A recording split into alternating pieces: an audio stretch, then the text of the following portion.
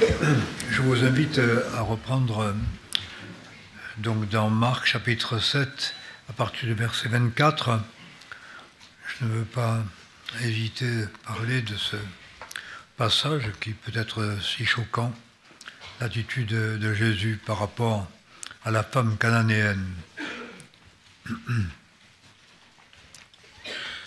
Puis Jésus partit de là et il s'en alla vers les frontières de Tyr et de Sidon. Étant entré dans une maison, il ne voulait que personne ne le sût, mais il ne put rester caché.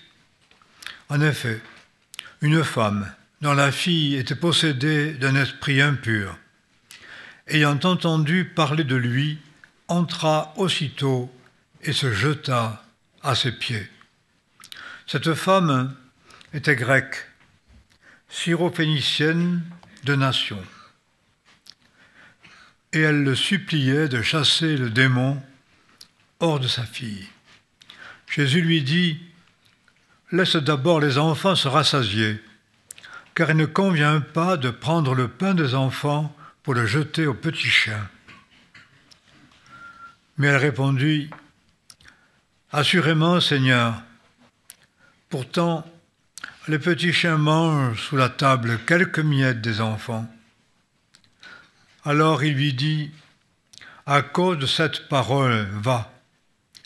Le démon est sorti de ta fille. » Et quand elle fut de retour dans sa maison, elle trouva l'enfant couché sur le lit et le démon chassé. Je voudrais ajouter quelques lectures choisies qui vont dans le sens de ce texte. Tout d'abord dans le psaume 138, verset 6. « Oui, l'Éternel, qui est le Très-Haut, sait voir les humbles, et il reconnaît de loin les superbes. » Un passage dans Proverbes chapitre 18, verset 12. Proverbes 18, 12. « Celui dont le cœur s'enfle d'orgueil est près de la ruine, mais l'humilité précède la gloire. » Dans Ésaïe chapitre 2, verset 10. « Réfugie-toi dans le rocher, cache-toi dans la poussière pour fuir devant la terreur qu'inspire l'Éternel et devant l'éclat de sa majesté. L'homme au regard hautain sera abaissé, l'homme orgueilleux sera humilié, l'Éternel seul sera grand en ce jour-là. Oui, l'Éternel des armées à son jour contre tous les orgueilleux et les superbes, contre quiconque s'élève pour l'abaisser, contre tous les cèdres altiers et superbes du Liban, et contre tous les chênes de Basan, contre toutes les hautes montagnes, toutes les collines élevées, contre toutes les tours les plus hautes et contre tous les remparts les plus puissants, contre tous les vaisseaux de Tarsis, contre tout ce qui charme la vue. L'arrogance des hommes sera humiliée et la fierté des grands sera abaissée. L'Éternel seul sera grand en ce jour-là. Alors les idoles disparaîtront. Un autre texte, court passage dans Daniel chapitre 10, verset 12. « Ne crains point, Daniel, Daniel 10, 12, car dès le jour où tu as pris à cœur de comprendre et de t'humilier devant ton Dieu, tes paroles ont été exaucées, et c'est à cause de tes paroles que je suis venu. » Je voudrais prendre encore d'autres textes.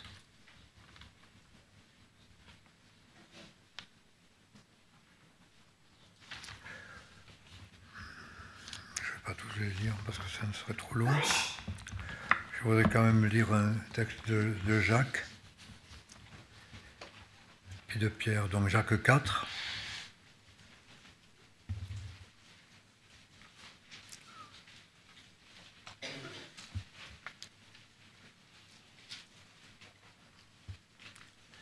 À partir du verset 5b. L'Esprit que Dieu a fait habiter en nous réclame avec jalousie, mais il accorde une grâce plus grande encore. C'est pourquoi l'Écriture dit « Dieu résiste aux orgueilleux, mais il fait grâce aux humbles. Soumettez-vous donc à Dieu, résistez au diable, et il fuira loin de vous. Approchez-vous de Dieu, il s'approchera de vous, pécheurs. Nettoyez vos mains, vous dont l'âme est irrésolue. Purifiez vos cœurs, sentez votre misère, soyez dans le deuil et pleurez. Que votre rire se change en deuil, votre joie en tristesse. Humiliez-vous devant le Seigneur, et il vous élèvera. » Un texte de Pierre pour terminer. 1 Pierre chapitre 5, verset 5. « Et tous, soyez ornés d'humilité les uns à l'égard des autres, car Dieu résiste aux orgueilleux, mais il fait grâce aux humbles. Humiliez-vous donc sous la puissante main de Dieu, afin qu'il vous élève quand il sera temps, et déchargez-vous sur lui de tous vos soucis, parce qu'il a soin de vous. » Et je voudrais juste citer un texte de Job, on ne va pas le lire, si l'on t'humilie et que tu dises c'est à cause de l'orgueil, Dieu sauvera celui qui baisse les yeux. C'est un texte de Job qui est parlant et me semble aller dans le sens de ce passage de Marc.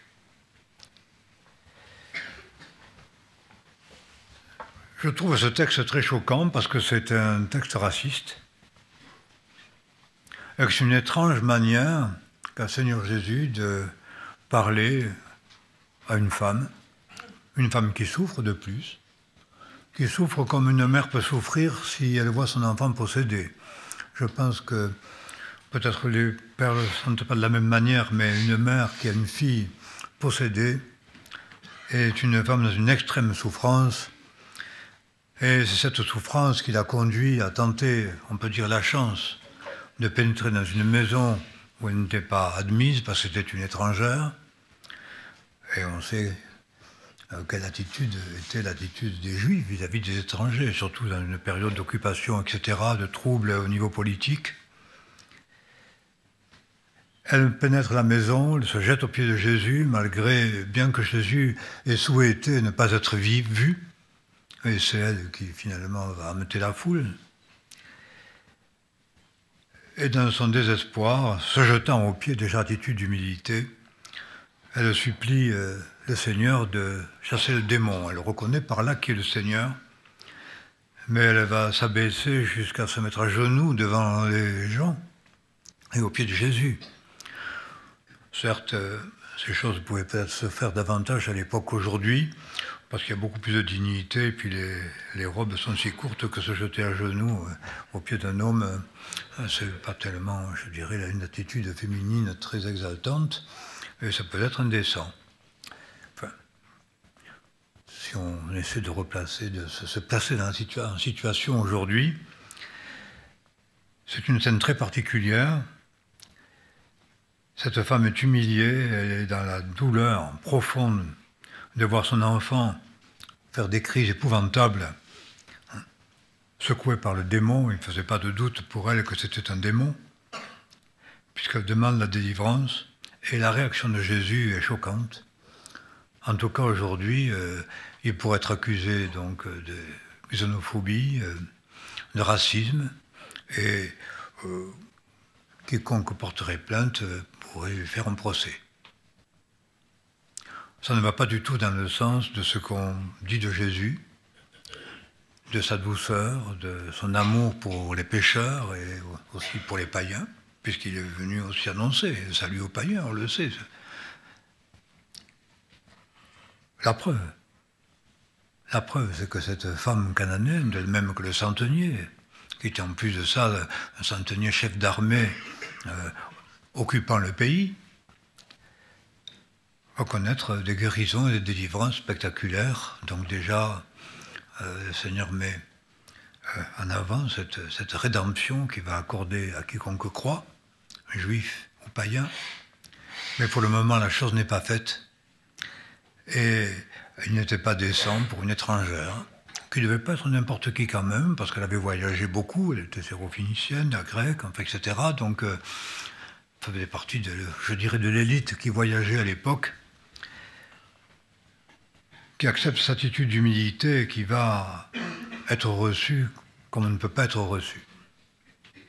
C'est-à-dire, elle va être frappée dans son âme, on peut dire, dans sa dignité personnelle, de manière publique et insupportable. Traiter de petit chien. Il faut le faire quand même. Petit chien. Je dirais aujourd'hui, si on fait simplement une toute petite allusion, disons, à une différence de race ou de milieu, ou que sais-je, ou de sexe même, c'est quelque chose d'absolument coupable, scandaleux, inadmissible. Et c'est vrai que cette réponse est choquante et blessante. Jésus savait ce qu'il y a dans le cœur des hommes. C'est dit ailleurs dans la parole. Il a dit que Dieu discerne le cœur des hommes et de loin il voit les orgueilleux et aussi il discerne les humbles. Il donne une leçon à tous, mais il met cette femme à l'épreuve afin que la délivrance qu'elle va connaître puisse avoir non pas l'origine, mais a pu être accomplie, réalisée au travers de l'humilité de la femme. Parce que Jésus dit, c'est à cause de cette parole. La réaction de la femme a prouvé qu'elle était l'état de son cœur, et elle a accepté une humiliation publique, n'ayant au fond qu'un désir, obtenir la miséricorde de Dieu pour le salut de sa fille.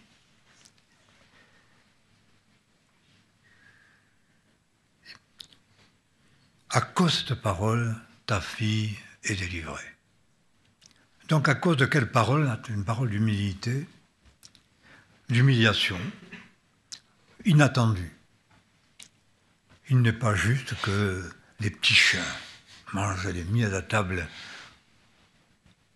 la nourriture des enfants. Voilà ce que dit Jésus. Tu n'as même pas droit à ce que les enfants mangent. Et les enfants d'Israël, ce sont les Juifs. Je suppose que beaucoup diraient, ben voilà, ça c'est bien les Juifs. Et s'ils sont persécutés, ils n'ont pas volé, à cause de leur orgueil et de leur mépris des autres. Avec ce sentiment d'être du peuple élu, mais élu par Dieu, choisi par Dieu, et qui peut contester Dieu dans ses choix. C'est en relation avec cela que Jésus parle, mais la femme accepte cette situation du chien prêt à manger simplement les miettes qui tombent à la table des enfants. C'est un acte de foi parce que les miettes suffisent pour être sauvées. Voilà. Même les petites miettes. Une miette, s'il te plaît. C'est plus que la part du pauvre, c'est plus que la part des enfants, c'est le reste de ceux qui ont mangé des enfants et qui sont tombés par hasard sous la table. Voilà ce que cette femme accepte. Et cela est une leçon que nous entendons encore aujourd'hui. Nous qui, dans notre susceptibilité, n'accepterions pas d'injures et d'humiliation. Je me souviens une fois entendu une fois d'un de mes amis, je comprenais d'une certaine manière, je n'accepte pas qu'on abîme mon image. Voilà. Hein? Être humilié publiquement est bien la pire des choses. Je ne supporte pas qu'on abîme mon image. Et pour qui se prend-on? Et c'est souvent une des raisons pour lesquelles Dieu n'écoute pas nos prières, ne les exauce pas. Où Dieu ne semble pas, on peut dire, répondre à nos attentes et accomplir ses promesses. Ou peut-être, ayant accepté partiellement une repentance par une confession des péchés, et voyant que le résultat ne s'opère pas, sommes prêts à dire à Dieu qu'il a menti, qu'il nous a trompés, qu'il ne nous a pas accordé ce que nous voulions. Et d'ailleurs, la réaction, j'ai souvent entendu cela, face à certaines situations difficiles, de rechute, d'échec, à certains problèmes de la vie, les gens disent « mais je l'ai déjà remis hein ». On dit « mais écoute, il y a problème là dans ta vie ». « Ah, je l'ai déjà remis ». Ben oui, mais s'il y est encore, tu ne l'as pas remis puisqu'il y est. Hein, sous prétexte que je l'ai déjà remis et Dieu n'est pas intervenu. C'est-à-dire, on va demander des comptes à Dieu. Comment se fait-il que j'ai confessé ma faute et la faute de mes pères? J'ai bien voulu, au fond, marcher dans la lumière. Et donc, Dieu me doit la délivrance. Et s'élèvent en nous, alors, toutes sortes de pensées, de révoltes, de contestations, qui manifestent, bien sûr, l'état de nos cœurs et expliquent la raison pour laquelle nous ne sommes pas exaucés. La conversion, la repentance n'est pas une démarche humaine que l'on peut faire avec orgueil. Cela a impliqué une humiliation et un brisement du cœur. Déjà dans l'Ancien Testament, il est dit dans le Lévitique 26, quand il est parlé justement de la langueur, hein, la dépression, languitude d'esprit. Ils seront frappés de langueur dans le pays de leurs ennemis, comme étrangers, en solitude, une douleur de l'âme. On peut connaître ça. Israël a connu cela dans les pays étrangers parce qu'ils ont été idolâtres et que Dieu les a punis en les chassant à l'étranger, en faisant d'eux des émigrés solitaires et déprimés loin de leur terre. C'est la dépression de celui qui est déraciné de sa terre et de son pays peut être profonde. Et Israël a connu ça, Dieu décrit cela. Ils seront frappés de langueur dans le pays de leurs ennemis. Je leur résiste à cause de leur résistance, est-il dit. Et là, ils confesseront leur faute et la faute de leur père, Lévitique 26, je crois. Et leur cœur incirconcis s'humiliera. Voilà.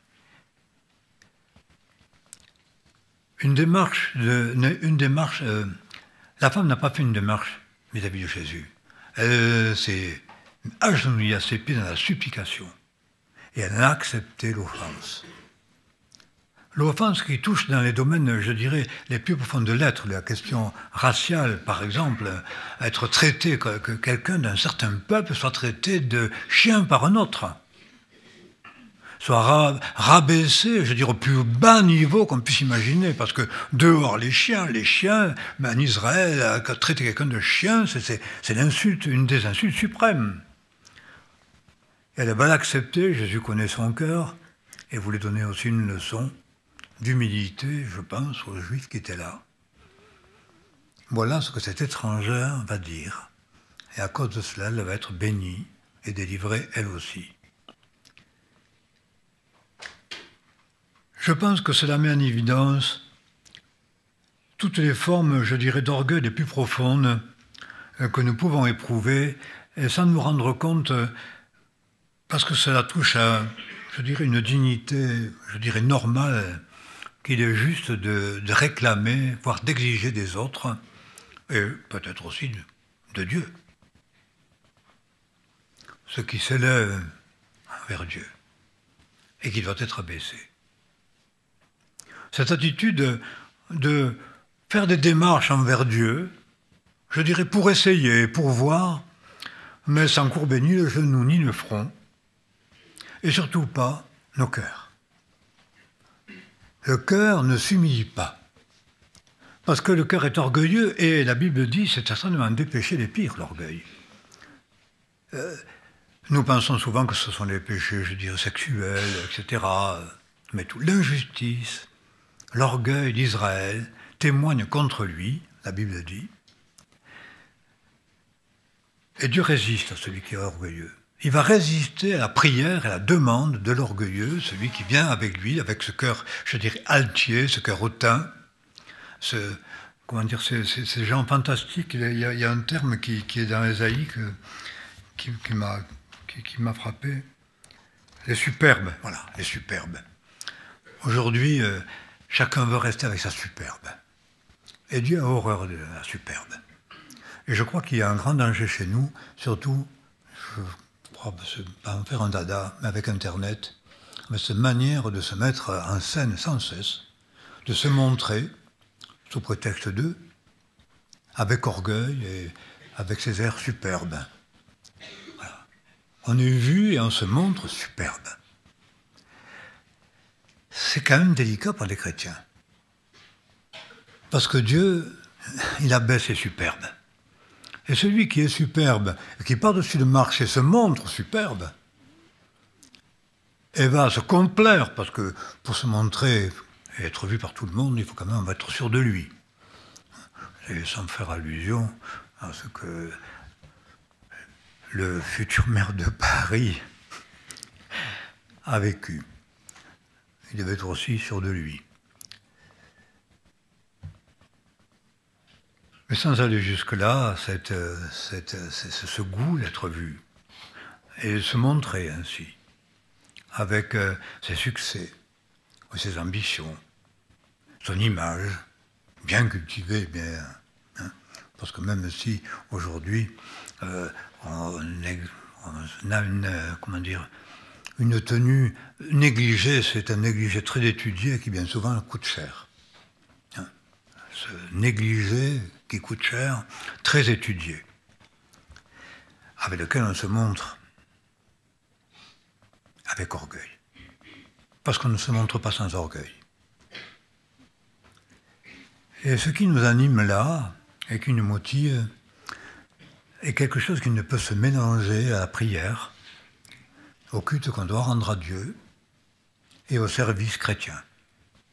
C'est une confusion, et je pense qu'il y a grand danger de connaître un jour la résistance de Dieu et la ruine. Parce que Dieu résiste aux orgueilleux, il fait grâce aux humbles. Faut-il encourir la résistance de Dieu pour avoir été superbe? Faut-il encourir le silence de Dieu et la non-réponse? Je dirais aussi la non-purification et la non-délivrance. Pour nous et pour les nôtres, par refus d'humiliation, en cultivant l'image superbe de l'homme qui réussit. Ça ne s'explique pas, cela. Je ne veux pas payer le prix de ma rançon. Parce que Dieu sait ce qu'il y a dans le cœur des humains. Et Dieu savait ce qu'il y avait dans le cœur de cette femme. Et il l'a, amené, poussé à bout pour qu'elle le prononce. Et qu'est-ce qu'elle a prononcé? C'est son désespoir d'une mère humiliée parce que sa fille était possédée. Qu'elle a vu dans la présence du Seigneur la solution et la réponse. Et que pour cela, elle a accepté l'humiliation poussée à son comble. Parce que touchée jusque dans les racines même de son être, de sa culture, de sa personnalité, de son origine,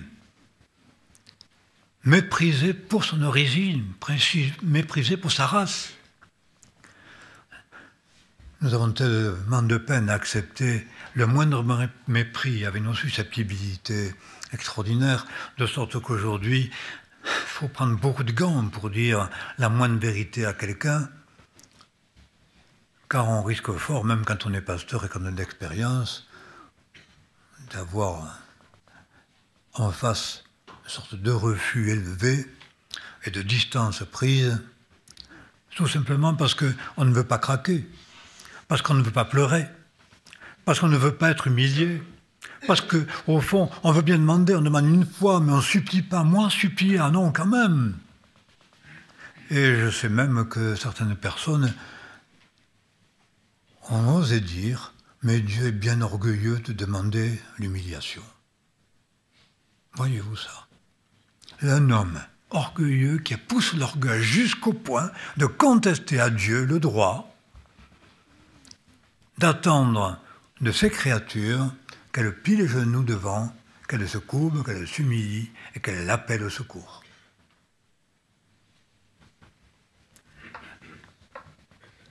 Voilà l'orgueil de l'homme. Cet orgueil qui sera baissé un jour, subitement et sans remède. C'est pourquoi si nous désirons connaître, expérimenter la délivrance et expérimenter aussi, oui, le pardon, la délivrance du péché, l'autorité aussi sur les démons, eh bien, il est bien question d'accepter que le cœur s'humilie, que le cœur se brise, parce que Dieu est auprès de celui qui a le cœur brisé et dont l'esprit est abattu. Et je pense que très souvent nous avons un abattement d'esprit, mais qui est fruit de résistance à Dieu, une dépression très clairement opposée à Dieu, dans la non-acceptation de sa volonté, de son autorité. Essayons peut-être de faire des démarches avec Dieu pour voir si ça marche, étant étonné que ça ne marche pas avec nous. Mais sans ce brisement intérieur que Dieu attend, parce que le cœur reste altier, l'orgueil reste entier. Et il se dresse face au Créateur, il se dresse face au Seigneur, voudrait obtenir les grâces et les délivrances que Christ accorde par sa croix et sa résurrection, sans accepter le chemin de Christ, parce que pour nous délivrer, il a accepté l'abaissement, il a accepté l'humiliation, il a accepté l'opprobre des hommes, il a accepté la souffrance, il est mort de la mort des vaincus, de la mort des abominables et des maudits. Nous voudrions être au bénéfice de sa victoire, sans accepter son chemin.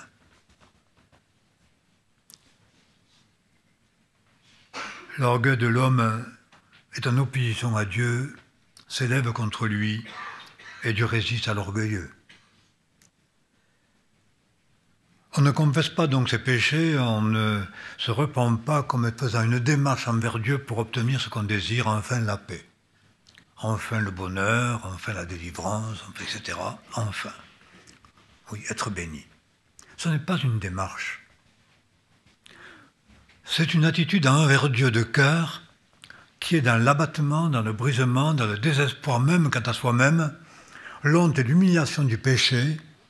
C'est pourquoi l'apôtre Jacques dit « Soyez dans le deuil, dans les larmes, que votre rire se change en deuil et votre joie en tristesse. » Et il dit ça à qui? À des mondains. Après avoir dit « L'amour du monde rend ennemi de Dieu ». Aujourd'hui, nous concédons difficilement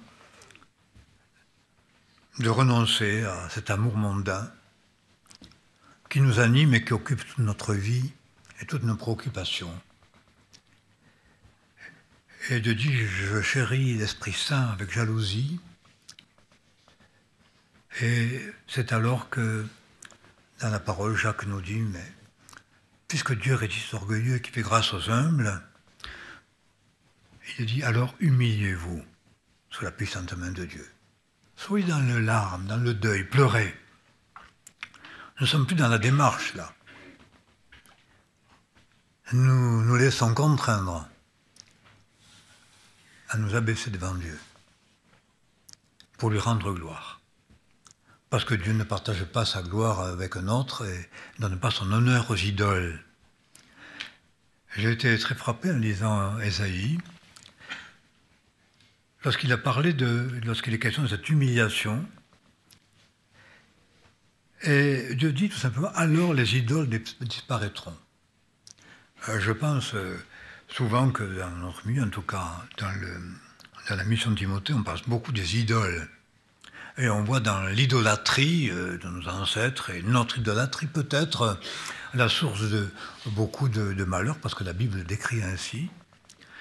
Et alors à cause de l'idolâtrie, alors il faut confesser l'idolâtrie. Mais les idoles ne disparaissent pas.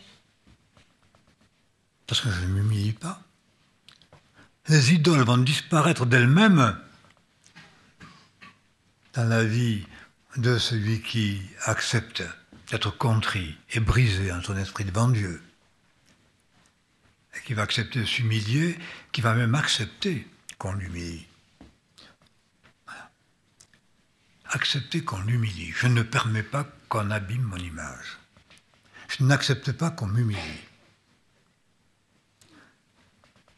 Je cite un petit peu cet exemple, cet ami que j'aime, que j'ai grondé jusqu'à ce qu'il craque et soit dans les larmes. Je m'en glorifie pas, mais il s'est passé quelque chose là. Son cœur s'est enfin brisé. Je ne l'ai pas fait exprès, c'est pas à cause de moi, ça n'a pas été une technique que j'ai utilisée. C'était pas devant moi que je voulais s'humilier, mais devant les seigneurs, c'était indispensable parce qu'il retombait tout le temps dans le péché sans cesse. Et il ne connaissait pas de délivrance. Il a fallu que le cœur se brise devant Dieu et devant les hommes. Il a fallu accepter d'être humilié par un homme. Si on t'humilie, si on t'humilie, et que tu dises, c'est de l'orgueil, c'est à cause de l'orgueil. Dieu sauvera celui qui baisse les yeux devant Dieu. Et il sera même innocenté. C'est étrange ce texte. Il y a une innocence que Dieu accorde à celui, au coupable. Il va innoncer l'homme, même coupable, même coupable, il va l'innocenter. Parce qu'il accepte d'être humilié. Ce qui fait le problème des hommes, leur division, le fait que, au fond, la véritable amitié n'existe pas. La véritable fraternité non plus, c'est des fraternités très vastes et très larges, qu'on l'on appelle aujourd'hui, c'est plus la fraternité, c'est plus de l'amitié, c'est le vivre ensemble. C'est un euphémisme, des conditions de relation pour vivre d'une manière à peu près harmonieuse, mais bon, ok, pourquoi pas. Mais ce n'est pas cela la fraternité. Ce n'est pas cela l'amour. Ce n'est pas cela s'orner d'humilité les uns vis-à-vis des autres. M'orner d'humilité pour moi tout seul et me faire une image humble, c'est une chose.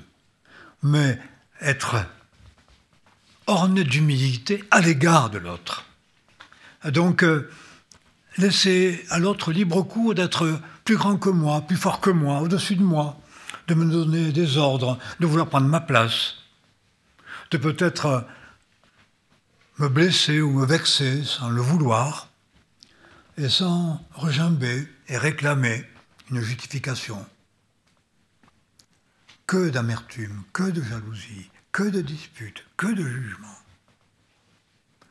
Je dirais aussi que de piété inutile et de prières non exaucées. Si peu de délivrance. Pour l'unique raison, le cœur des hommes, et surtout quand il est religieux, le cœur de l'homme ne s'humilie pas. C'est pour ça que l'apôtre Paul, pour pouvoir gagner Christ et être un serviteur de Dieu, a dit lui-même qu'il a renoncé à l'orgueil de ses racines juives. Ce qui était pour moi un gain, quoi? Être hébreu, né d'hébreu, quant à la loi irréprochable de la secte des pharisiens, les meilleurs, on pourrait dire, dans le milieu protestant de la HSP, quoi. Si vous voulez, les meilleurs, quoi. Et tout cela, c'était un gain pour lui. Et il parlait même de sa justice, sa propre justice qu'il avait acquérie parce qu'il n'avait transgressé aucun des commandements depuis sa jeunesse. C'était un exemple. Il n'avait qu'une chose, Paul. Il était dans une haine farouche pour Jésus-Christ et pour ceux qui le suivaient. C'était son seul défaut. Mais pour devenir chrétien, ami du Christ, il a fallu qu'il accepte de s'abaisser, de s'humilier au point de renoncer à l'orgueil de ses racines. D'accepter que tout ce qui était pour lui un gain soit une perte pour connaître la véritable nature de Christ et pour avoir part à ce ministère, pour avoir part à son salut. Il ne s'agit pas de revendiquer quoi que ce soit, de défendre quoi que ce soit. Il s'agit d'accepter la perte. D'accepter qu'on touche, au fond dire, au nerf de la guerre. c'est-à-dire ce qui motive ma vie, ce qui motive mes actions, qui me justifie, qui a une valeur à mes yeux, que je maintiens corps et âme, et à laquelle je ne permettrai pas qu'on touche. C'est notre orgueil, c'est moi. Voilà. Et ça, c'est ma vie. Alors on va lâcher beaucoup de choses, mais pas sa vie, pas soi, pas son identité, pas sa personnalité. Et chacun la place un petit peu où il veut, c'est pas, tout le monde n'est pas le même. Vous savez, il y a des gens qui torturent, ils disent bien ça. Ils disent que ce qu'il faut découvrir pour faire craquer quelqu'un, c'est son point faible, car chacun a un point faible qui va le faire craquer. Et l'art de la torture, c'est épouvantable, hein, j'ai horreur de ça, et c'est quelque chose qui me fait frémir. Mais ils le disent. Mais spirituellement, il en est de même, ce qui fait le nerf de la guerre, et qui me conduit tout le temps à l'échec, et qui fait que dans la communion fraternelle, je vais toujours trouver des obstacles. Dans l'amour, dans le don de ma vie, je vais toujours trouver des raisons de me vexer, de me fâcher, de me justifier, de me défendre, peut-être de me tourner en accusateur, et finalement, un beau jour peut-être, de me révolter contre Dieu en lui refaisant l'honneur d'être Dieu, et le droit de me demander de m'humilier en tant que créature.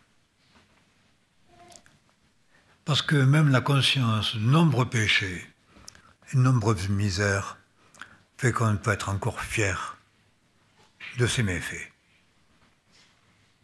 C'est incroyable ça. La fierté du meurtrier, farouche, blessé dans son âme, comme le fils de Caïn, ayant du sang sur les mains. Mais cette violence orgueilleuse du criminel ou du fils de criminel est quelque chose d'horrible. Et si vous y touchez, attention, attention. On ne touche pas ce qui fait moi. Et c'est cela qui m'élève, c'est là mon orgueil. Et pourtant, c'est bien là que le Seigneur Jésus touche le point sensible. Par rapport aux Juifs, tu n'es qu'un petit chien. C'est foudroyant, c'est insupportable. Enfin, je trouve ça insupportable. Je n'oserais jamais dire ça quelque chose à quelqu'un, mais cette chose-là à quelqu'un, le Seigneur l'a fait. Il a touché ce point sensible, l'orgueil de l'être, sa nature, son origine, de ce non-droit à l'alliance, à la bénédiction divine, parce qu'étant païen, idolâtre, c'est une païenne idolâtre, opposée au Dieu d'Israël, qui réclame quelque chose et qui accepte alors cette condition, ce jugement chien. Mais quand bien même, chien peut-être, une miette qu'a laissé tomber l'enfant. Voilà le cœur qui s'humilie. Voilà la manifestation d'amour d'une femme qui aime sa fille et qui accepte tout pour la sauver. Et c'est ce que le Seigneur attend de nous, c'est ce qu'il attend des intercesseurs. C'est non pas s'humilier de la manière religieuse qui fait qu'on s'élève, c'est l'acceptation d'être abaissé, d'être humilié, d'être frappé au cœur, de se repentir et de supplier, dans le deuil, dans les larmes, la délivrance, la guérison et la bénédiction pour les siens. Devenir source de bénédiction est au travers de l'attitude de cette femme-là. Je le redis, ça met en évidence la gravité du péché d'orgueil.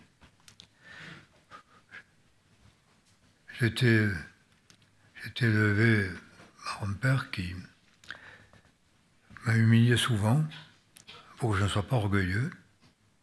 C'était le message de nos églises et on me disait toujours il faut vous humilier, il faut t'humilier.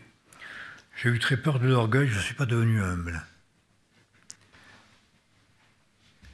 Je ne savais comment me dépatouiller de cet orgueil de complexé qui, je le savais, était un péché. Parce que moi, on m'a dit simplement, quelqu'un qui est complexé, c'est un orgueilleux. Alors comme j'étais complexé, je ne pouvais être qu'un orgueilleux, mais comment pouvais-je ne pas être complexé quand j'étais traité comme je l'étais? Quand même. Hein. Quelque chose de difficile, quelque chose de profond et de douloureux. Et j'avais très peur d'une pensée d'élévation, parce que toute pensée d'élévation, la personne la plus complexée qui soit, dans sa révolte du complexe, a des pensées d'élévation. Malgré tout. C'est incurable, cela. L'orgueil se place partout. Et il prend sa place partout. Jusqu'au fond dans nos complexes. Et je craignais beaucoup cela. J'avais même le sentiment que chaque fois que j'acceptais une pensée d'autosatisfaction, aussi rare que ça puisse être, je risquais tous les jugements divins, tellement l'orgueil m'a été décrit comme quelque chose d'abominable, et c'est vrai. Je ne savais qu'en faire. J'ai pris alors l'habitude, comme seul recours, dire Seigneur, je m'humilie, parce que je suis un orgueilleux, ne pas regimber quand on m'a humilié, parce qu'il est bon d'être humilié. Avant d'avoir été humilié, je m'égarais, maintenant j'observe ta parole. Et je dis simplement, Seigneur, tout en moi n'est qu'orgueil, mais moi, Daniel, je dis que tout vient de toi, et je te rends grâce. Tout simplement. Je n'étais pas humble, mais le Seigneur m'a fait grâce quant à l'orgueil. Et aujourd'hui, je suis blessé dans certains domaines, et c'est clair. Parce que je l'ai reçu très clairement dans un moment très difficile, c'est pour l'orgueil. C'est à cause de l'orgueil. C'était confirmé par mon ami Jérémie qui a dit « J'ai reçu ce texte pour toi, c'est pour préserver de l'orgueil l'homme fort. » Si faible et pourtant encore si fort. Tellement l'orgueil a d'une gravité aux yeux de Dieu. L'apôtre Paul, qui a eu des révélations formidables, a été souffleté. Il a demandé que 3 fois d'être guéri. Il ne s'agissait pas de demander, redemander comme on le fait, et qu'à force de demande réitérée sans cesse, comme des veines redites, sera exaucé. 3 fois il a demandé. Mais il a reçu une réponse du Seigneur, et il n'a plus demandé. Ma grâce suffit. Et il dit, j'étais souffleté par le diable pour m'empêcher de m'enorgueillir. C'est dire ce que l'orgueil a d'importance aux yeux de Dieu et la gravité que ça représente. Cet orgueil qui se manifeste aujourd'hui dans le monde religieux, dans le monde partout. On décide de la mort de Dieu. Si Dieu est mort, alors l'homme est Dieu. Et il s'élève à la place de Dieu, il en juge. Quel orgueil qui va devant l'écrasement. Oser déclarer Dieu n'est plus. Donc, qui est supérieur dans la création? C'est l'homme. Non, l'homme est Dieu. C'est une abomination des abominations. C'est quelque chose d'extrêmement dangereux pour l'homme. Et on ne le sauvera pas de cela par une culture chrétienne. Il ne sera sauvé de cela que s'il accepte de s'humilier devant son Créateur et de se courber dans le deuil, dans les larmes. Aussi seulement dans l'Église, dans notre attitude devant le Seigneur, à l'ouïe de la parole, nous acceptions ce chemin. Pas attendre que Dieu nous humilie, mais accepter quand il le fait, et nous humilier nous-mêmes sous sa puissante main. Humiliez-vous sous la puissante main de Dieu, afin qu'il vous élève au temps convenable. Il le fera parce qu'il l'a promis. Dieu repousse ce qui s'élève avec orgueil, il repousse l'image du superbe, et il est auprès de celui qui est abaissé et humilié. C'est pourquoi nous sommes invités, je crois, à ne pas regimber par rapport à ceux qui nous humilient. Que ce soit les autres, les circonstances, Dieu est au-dessus de toutes choses et il connaît tout. Et sa volonté, c'est de manifester ce pourquoi Jésus est mort. Et il manifeste ici cette autorité divine. De manière glorieuse, ta fille est guérie. Parce qu'il est venu pour ça.